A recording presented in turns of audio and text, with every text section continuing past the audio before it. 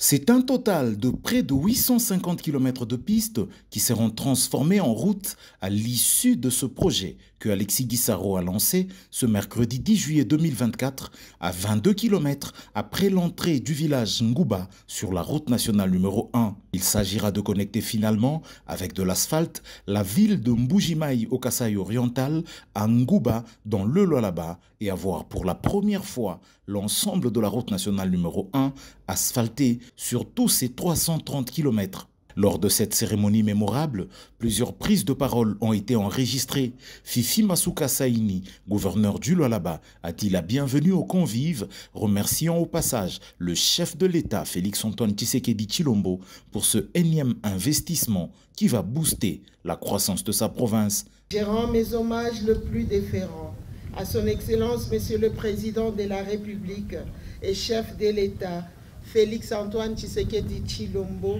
qui a fait du désenclavement de l'intérieur du pays par la construction et la réhabilitation des routes un axe déterminant de son deuxième quinquennat. Je souhaite la bienvenue à toutes les délégations qui sont venues du pays et d'ailleurs pour rehausser de leur présence cette cérémonie qui honore le Lualaba et sa population. L'ingénieur Nico Nzaou, directeur général de l'Agence congolaise des grands travaux, donnant les détails techniques du projet, a expliqué qu'avec une longueur de 3130 km, la route nationale numéro 1 est le principal axe structurant du système de transport en République démocratique du Congo. En desservant 9 des 26 provinces que compte le pays, elle revêt un caractère prioritaire aussi bien pour le pouvoir public que pour l'émergence socio-économique de tout le pays.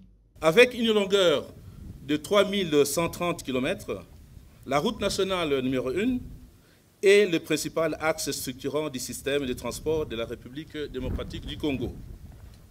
Concernant la construction de cette route, nous vous apprenons qu'en temps normal, il faudra 10 ans pour la construire. Mais nous avons l'ambition de la construire en 3 ans. Pour cela, nous allons aligner 6 entreprises qui travailleront d'une manière concomitante sur 6 ateliers différents pour couvrir les 6 tronçons ci-après. Mbujimayi Mwenedito d'une longueur de 137 km dans les Kasaï oriental. Mwenedito Kanyama d'une longueur de 130 km à Lomami. Kanyama Lumamongo d'une longueur de 150 km au Lomami. Lumba Kamina Kabongo Diana, longueur 140 km au Lomami. Kabondo Luena Lubudi, longue de 147 km dans les Olomami. Lubudi Ngouba, longue de 142 km dans le Lualaba. Cette route va se présenter de la manière suivante. Une couche de roulement de 5 cm. Une couche de base de 20 cm. Une couche de fondation de 30 cm. Une largeur de roulement de 7 mètres. Des caniveaux et collecteurs dans les zones montagneuses et des traversées de grandes villes et de grands villages. Accotement de 1 mètre en race campagne. 1,5 mètre dans les grandes cités et grands villages. De l'avis du directeur général de l'agence de pilotage, de coordination et de suivi des conventions, le pasteur Freddy Chemboyo dit « Plus jamais le programme sino-congolais ne souffrira des faiblesses du passé car toutes les parties prenantes ont convenu lors de la signature du 5e avenant le 14 mars 2024 de viser des bien meilleurs résultats. » Alexis Guissaro Mouvouni, ministre d'État, ministre des Infrastructures et Travaux publics, a donné les assurances que tous les projets qui bénéficient du financement du programme sino-congolais ne s'arrêteront plus jamais en chemin, mais seront par contre exécutés jusqu'à achèvement, car le financement est sécurisé. Le chef de l'État ne les oublie pas. Le chef de l'État a dans sa vision la volonté d'améliorer les conditions socio-économiques de notre population et cela passe nécessairement par le développement des infrastructures afin de les rendre beaucoup plus autonomes dans les activités qu'elles peuvent initier. Et nous demandons à cette population également de protéger un bon père de famille.